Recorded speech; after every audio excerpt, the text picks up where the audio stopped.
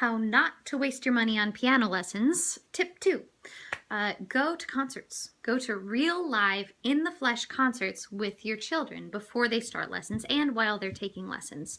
And that is so important because these days it's so easy to look up a piece of music on YouTube and see people playing it in a video. And that's a wonderful thing. It's great that we have so much access to so much music so easily and for free. So I'm not saying that's a bad thing, and I'm not saying ban YouTube, but it is also important to see music being played by real live people in the moment. And one of the reasons for that is because live performances are almost never perfect, even for professional musicians.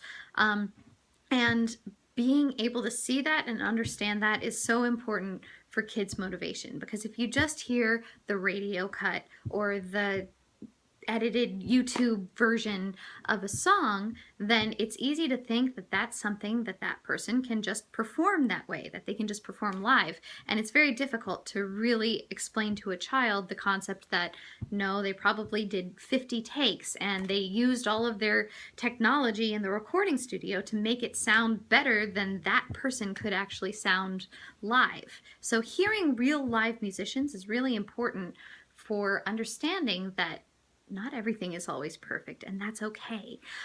There's also just something different about hearing someone play live than hearing them on a recording, whether that's on the radio or on YouTube. And it's difficult to describe exactly what the difference is, but as adults who've probably been to concerts before, I think we all have kind of experienced the difference of seeing someone perform live. For kids, if you think about it, a lot of the time they haven't had that experience of seeing it as much as we have. We take it for granted, but we really shouldn't. It's an important experience for kids to have, especially if you can go see people playing on acoustic instruments.